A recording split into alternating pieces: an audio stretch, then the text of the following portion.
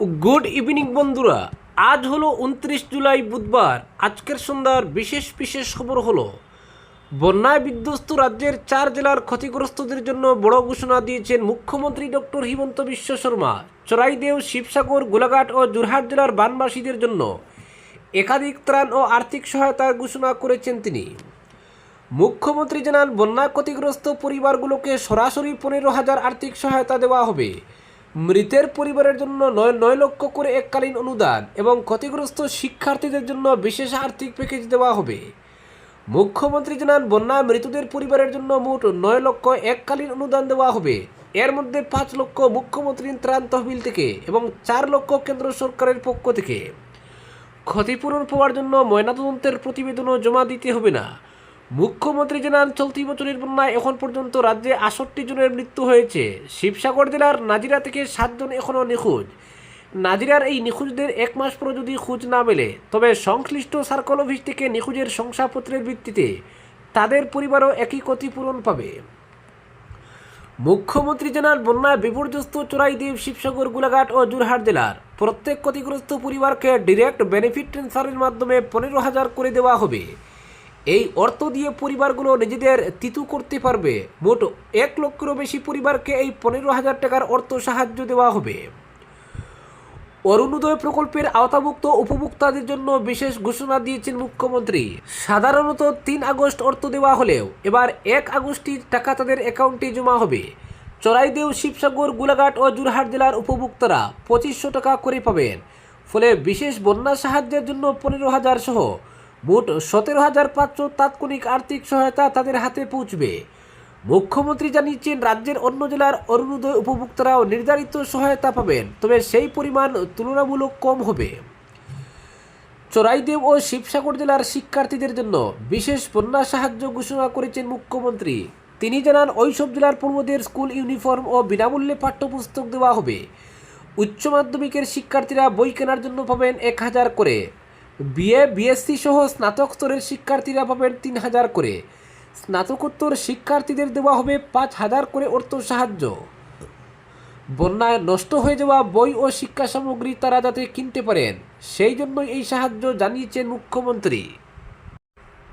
পরবর্তী খবর, এবার রিজার্ভেশন হটাও আন্দোলন, ইনস্টায় ফলোয়ার 50 লক্ষ। নিট প্রশ্ন ফাঁসের ঘটনায় ককরোচ জনতা পার্টির সাফল্যের পর সেই একই ধাঁচে সোশ্যাল মিডিয়া একের পর এক ইস্যুতে আত্মপ্রকাশ করছে নানা সংগঠন।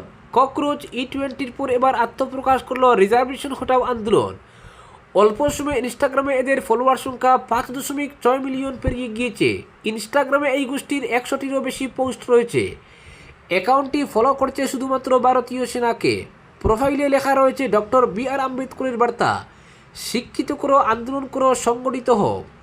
সঙ্গে হিন্দিতে লেখা, সারি জাতি এক সমান, মেরা বস ইয়ে দেশ মহান, অর্থাৎ কোনো জাতিভেদ নয়, এই দেশ যেন মহান থাকে। ইনস্টাগ্রাম পোস্টে সংগঠনটি জানিয়েছে তারা কোনো রাজনৈতিক দলের সঙ্গে যুক্ত নয়, যদিও প্রোফাইলের প্রতিষ্ঠাতার পরিচয় এখনও অজানা। সোশ্যাল মিডিয়ায় একাধিক পোস্টে সংগঠনের তরফে বার্তা দেওয়া হয়েছে, সংরক্ষণ ব্যবস্থা মেধাকে ক্ষুণ্ণ করে, জাতিভেদ বাড়ায় এবং প্রতিযোগিতা কমিয়ে শিক্ষার মানকে প্রভাবিত করে। জাতপাতের বদলে মেধার ভিত্তিতে সমান সুযোগের আবেদন জানিয়েছে সংগঠনটি। উল্লেখ্য, অভিজিৎ দীপকের ব্যঙ্গাত্মক সোশ্যাল মিডিয়া সংগঠন ককরোচ জনতা পার্টি সাড়া ফেলে দিয়েছে গোটা দেশ। দেশের শিক্ষা ব্যবস্থার উন্নতি ও নিট প্রশ্ন ফাঁসের ঘটনায় শিক্ষামন্ত্রী ধর্মেন্দ্র প্রধানের পদত্যাগের দাবিতে যন্তর মন্তরে তাদের বিক্ষোভে স্বতঃস্ফূর্তভাবে প্রতিবাদে নামে হাজারো পড়ুয়া। চাপের মুখে পদত্যাগ করেন শিক্ষামন্ত্রী ধর্মেন্দ্র প্রধান। জানা গেছে, সোশ্যাল মিডিয়া ককরোচদের উত্থানের পরপরই ইনস্টাগ্রামে আত্মপ্রকাশ করে রিজার্ভেশন হটাও আন্দোলন। সাম্প্রতিক সময়ে নেটিজেনদের নজর কেড়েছে প্রোফাইলটি। ককরোচ আরএইচের পাশাপাশি আরও একটি সংগঠন নজর কেড়েছে দেশের, সেটি হলো E20 জনতা পার্টি। ইথানল মিশ্রিত পেট্রোলে মানুষের ক্ষোভকে অস্ত্র করে আত্মপ্রকাশ করেছে সংগঠনটি। সোশ্যাল মিডিয়া তাদের আত্মপ্রকাশের পরই জোরের গতিতে জনপ্রিয়তা বাড়তে শুরু করেছে। এক্স হ্যান্ডেলে তাদের ফলোয়ারের সংখ্যা পৌঁছে গিয়েছে প্রায় 42,500-তে। অল্প সময়ের মধ্যে ইনস্টাগ্রামে এদের ফলোয়ার হয়েছে 1.25 লক্ষের বেশি। সংখ্যাটা প্রতি মুহূর্তে লাফিয়ে বাড়ছে, তবে কে এই পার্টির প্রতিষ্ঠাতা তা এখনও স্পষ্ট হয়নি। পরবর্তী খবর, সনবিলের তরুণ নৌকা চালককে কথিত গণপিটুনি, ভাইরাল ভিডিও ঘিরে চাঞ্চল্য। এশিয়ার বৃহত্তম জলাভূমি সনবিলে এক তরুণ নৌচালককে কথিত গণপিটুনির অভিযোগকে কেন্দ্র করে তীব্র চাঞ্চল্যের সৃষ্টি হয়েছে। সামাজিক যোগাযোগ মাধ্যমে একটি ভিডিও ভাইরাল হওয়ার পর ঘটনাটি নিয়ে জনমনে ব্যাপক প্রতিক্রিয়া দেখা দিয়েছে। ঘটনার নিরপেক্ষ তদন্ত এবং দোষীদের বিরুদ্ধে আইনানুগ ব্যবস্থা গ্রহণের দাবি উঠেছে বিভিন্ন মহল থেকে। পরিবারের অভিযোগ অনুযায়ী সনবিল সংগতিপুর গ্রামের 19 বছর বয়সী নৌচালক সুমন্ত দাস গত 7 জুলাই প্রতিদিনের মতো দেবদার ঘাটে পর্যটকদের নৌসেবা দিতে যান। বিকেল প্রায় 3টার দিকে বাইরে থেকে আসা একদল পর্যটকের সঙ্গে নৌকা ভাড়া নিয়ে কথা কাটাকাটির এক পর্যায়ে পরিস্থিতি উত্তপ্ত হয়ে ওঠে। অভিযোগ, এরপর কয়েকজন পর্যটক একযোগে সুমন্তের উপর হামলা চালান। সামাজিক যোগাযোগ মাধ্যমে ছড়িয়ে পড়া ভিডিওতে একজন যুবককে ঘিরে কয়েকজনকে মারধর করতে দেখা যাচ্ছে বলে দাবি করা হয়েছে। যদিও ভিডিওটির সত্যতা ও ঘটনার পূর্ণাঙ্গ প্রেক্ষাপট স্বাধীনভাবে যাচাই করা সম্ভব হয়নি। স্থানীয়দের তৎপরতায় পরিস্থিতি নিয়ন্ত্রণে এলেও অভিযুক্তরা ঘটনাস্থল ত্যাগ করেন বলে অভিযোগ রয়েছে। পরিবারের দাবি, ঘটনার পর সুমন্ত মানসিকভাবে ভেঙে পড়েন এবং দীর্ঘদিন কাউকে বিষয়টি জানাননি। পরে ভিডিওটি ভাইরাল হলে তার ভাই সমীরণ দাস ও নিরঞ্জন দাস সহ পরিবারের সদস্যরা বিষয়টি জানতে পারেন। পরিবারের সঙ্গে কথা বলার সময় সুমন্ত জানান, তিনি শুধু শারীরিক আঘাতই নন, গভীর মানসিক আঘাতও পেয়েছেন। পরিবারের প্রশ্ন, কোনো অভিযোগ থাকলে আইন শৃঙ্খলা রক্ষাকারী বাহিনীর হাতে তুলে না দিয়ে কেন একজন সাধারণ যুবকের উপর প্রকাশ্যে হামলা চালানো হলো? তাদের মতে এমন ঘটনা আইনের শাসনের পরিপন্থী এবং কোনোভাবেই গ্রহণযোগ্য নয়। পরবর্তী খবর, বহুদিনের প্রতীক্ষার অবসান ঘটিয়ে আত্মসহায়ক দলের ঋণ কেলেঙ্কারির অভিযোগে ভুবন হিল গ্রাম পঞ্চায়েতের প্রাক্তন জীবিকা সখী সালমা বেগম লস্করকে গ্রেফতার করেছে কচুদরম থানার পুলিশ। কচুদরম থানায় দায়ের হওয়া মামলা নং 29/2026 ভিত্তিতে রবিবার তাকে গ্রেফতার করা হয়। সোমবার আদালতে তোলা হলে আদালতের নির্দেশে তাকে বিচার বিভাগীয় হেফাজতে পাঠানো হয়। সালমা বেগম লস্করের গ্রেফতারের খবর ছড়িয়ে পড়তেই পালংঘাট উন্নয়ন খণ্ডের প্রাক্তন ভুবন হিল গ্রাম পঞ্চায়েত এলাকার বিভিন্ন আত্মসহায়ক দলের সদস্যদের মধ্যে ব্যাপক প্রতিক্রিয়া দেখা দেয়। মঙ্গলবার একাধিক গোষ্ঠীর সদস্য কচুদরম থানায় উপস্থিত হয়ে অভিযুক্তের গ্রেফতারে সন্তোষ প্রকাশ করেন। একই সঙ্গে তারা দলাই বিধানসভার বিধায়ক অমিয়কান্তি দাস এবং কচুদরম থানার পুলিশকে ধন্যবাদ জানান।